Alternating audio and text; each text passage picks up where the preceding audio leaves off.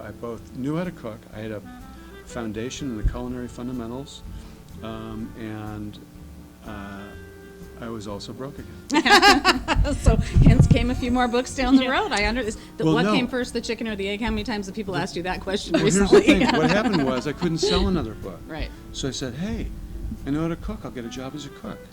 So I went out to this woman's restaurant in Bainbridge, Ohio. Again, I'm an unknown. I've never published anything nationally in food.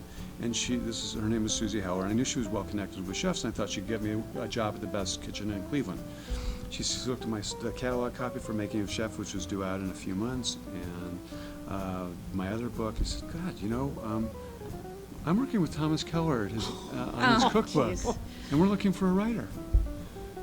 Yeah, So, that was going to be my question. 2 weeks later, I was being flown out to the French Laundry to work with Thomas and his team That doesn't to happen write very this often. book. Timing No, is this- everything. This is Timing is everything this is on that God one. saying, Yeah.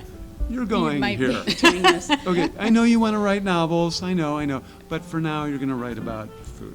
So every diner who's either been to French Laundry, heard of Thomas Keller, he's one of the most prestigious, respected chefs out there, Yes, yes. and also writers like me who might imagine being in your shoes and working on that project. Can you talk a little bit about what that process was like, being in the kitchen with someone like that, and how do you manage to collaborate with that kind of talent to bring his words and sort of story to life? My first memory, I got there in time for dinner that night. I arrived just in time for dinner and had the most amazing, life-changing meal of my life. And that's a whole other story, and I wrote about it in Soul of a Chef.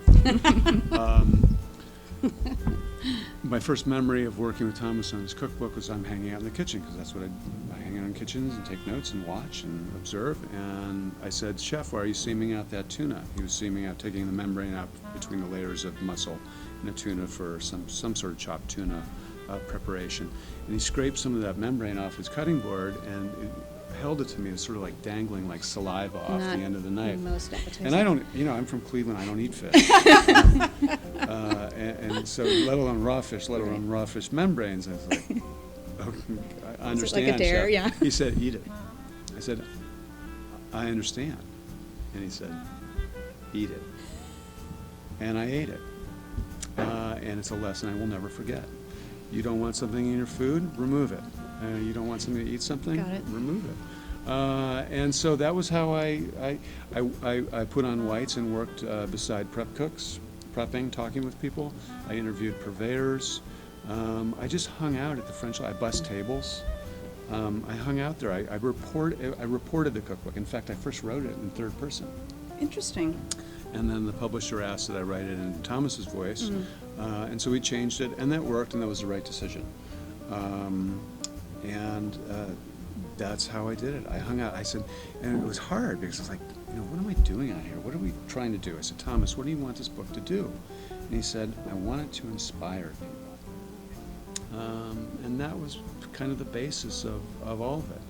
But I was the one who sort of helped to organize and isolate Thomas Keller's quirks, his mania for straining things and taking out all the imperfections, like the tuna membrane or the little fragments of vegetable in a stock. Because you were right there, you really experienced it. Yes. Yeah. And we thought a lot alike. I mean, Thomas took the basics, which I just learned at the CIA, to their craziest extremes. If the water lost the boil, when you put a bucket of fava beans in there to boil them, fava beans had to go out and you had to peel them all over again. He peeled the fava beans before he put them in the water. So I've never felt so simpatico with a chef. I adore the man. I've learned more from him by far than anyone else about food and cooking, and about seeing in the kitchen, about being aware in the kitchen. Which is really interesting because a few of the books you've done since then you don't really write recipe books. In fact, you probably emphatically don't write recipe books. But you tell people about cooking and why and how it works. So can you talk a little bit about Ratio and 20 and the elements of cooking and how those came to be and what they fulfill that, hadn't really been out on the market yet? It's one of the first things you learn in cooking school is that you don't learn recipes, you learn techniques. That when you know one technique, you know 1,000 recipes. You can improvise, you can be more comfortable.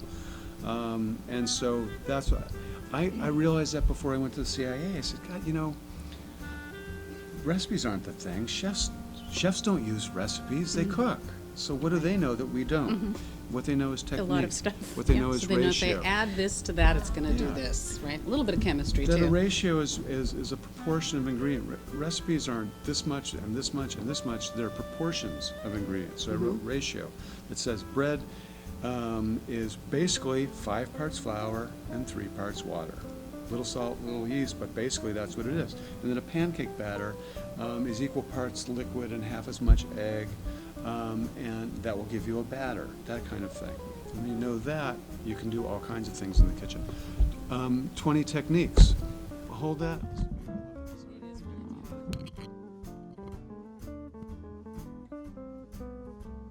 Sitting around at the Greenbrier Food Writing Symposium, and after the day's seminars with Bill LeBlanc and Editor Chronicle, we're having him in Julep in this lovely place. you are. And he was lamenting that he wasn't getting better as a cook, and I said, Bill, there's only like 20 things you need to know in order to cook everything.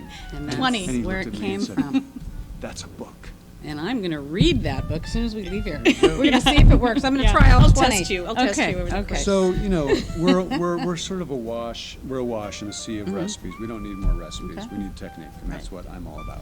So, ending on that note is the fact that you've just launched your newest book, which is Egg and the Versatility of the Egg. And we are Yes. so excited to talk about that. We're going to come back in just a minute and we're going to dive into that book. So thank you so much for joining us. We'll Happy be to right here. back. Thank you.